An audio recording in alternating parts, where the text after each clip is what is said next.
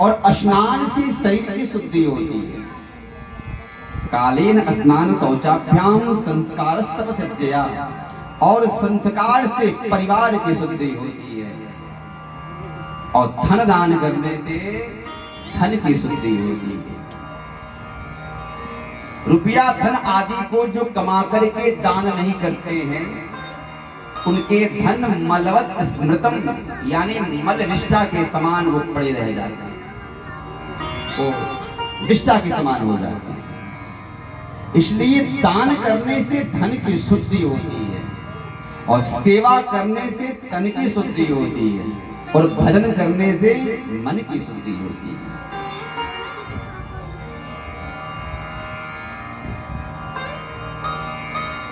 मनीषी का कहना है कि दान करने वाला मनुष्य कभी दरिद्र नहीं होता, कभी वो दरिद्र तो होता ही नहीं है। दानात् भवत् दरिद्रो दरिद्र भावात् प्ररोति पापम, और पापान प्रभावान नरकम प्रयाति पुनर्दरिद्रम पुनरेव पापी। दान न करने वाला मनुष्य दरिद्र होता है, और दरिद्र होने से वो पाप करता है। दरिद्र होने से वो पाप करता है, और पाप के द्वारा वह नरक में जाता है, और फिर संसार में आता है, फिर पाप करता है, फिर नरक में जाता है। पुनर्दरिद्रम पुनरेव पापी, बार बार दरिद्र होता है, बार बार नरक में जाता है। बड़े बड़े धन वाले पैसे वालों को आप देखते हैं ना, उन्हें दान किया है अपने जीवन में। जितने बड़े बड़े पूंजीपति वालों को आप देख रहे हैं, उन्होंने दान किया है, और वो दान किया गया है धन परमात्मा वापस उसको फिर पुनः दे दिए।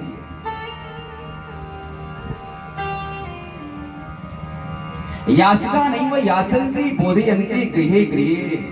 दरवाजे पर भिक्षुक आकर भिक्षा मांगते हो ना, तो ये जान लेना चाहिए वो भिक्षा मांगने नहीं आए, वो शिक्षा देने आपको आए। क्या कि तुम भी दो, नहीं देते हो तो कल तुम भी मेरे जैसा ही हो जाओगे। बड़े प्यार से बोलना पड़ेगा। भिक्षु भिक्षा मांगने आते हैं, पर शिक्षा भी देके जाते हैं। याचक याचिका नहीं वह याचन्ति बोधयन्ति गृहे गृहे। घर घर जाके भिक्षा मांगते हैं। अरे भैया भिक्षा दो और ये शिक्षा भी ले लो। मैंने अपने जीवन में कोई धन दान नहीं किया, अन्नदान नहीं किया, उसका ही देन है कि मैं दरिद्र हो गया हूं, भिक्षा मांग रहा हूं। ये वही है। और आपको वो शिक्षा देते हैं कि तुम भी दो, और नहीं देते हो तो कल तुम्हारी दशा मेरी जैसे ही हो जाएगी। इसलिए रुपयों में जितनी आसक्ति आपकी हो रही है, धन में आसक्ति हो रही है, उतना ही धन से आपको वैराग्य होनी चाहिए। धन को दान करना चाहिए। जो दान लेते हैं वो भी दान करते हैं। किसी के पास टिकता नहीं है वो धन। जो लेता है वो भी देता है, जो कमाता है वो भी देता है, वो भी कहीं किसी को कमवाने का अवसर देता है। ये चलता हुआ चक्र है रुपए पैसे की जीवन। कहीं से आते हैं, किसी के हाथ में जाते हैं, उसके वहां जाता है, फिर उसके वहां से किसी और के वहां जाता है, उसके वहां से किसी और के वहां, उसके हजारों लाखों पैर हैं, वो निरंतर पैसे चलते रहते हैं रोज। क्यों? क्योंकि निरंतर चलने वाला रुपया ही आपको पुण्य देता, और बहती हुई नदी ही आपको आरोग्यवान पैदा करती है। जमघट जमी हुई नदियों की पानी में स्नान करो, बीमार पड़ जाओगे। वैसे ही चलती हुई नदी में स्नान करोगे तो आपको बेड़ा पार लगा देगी।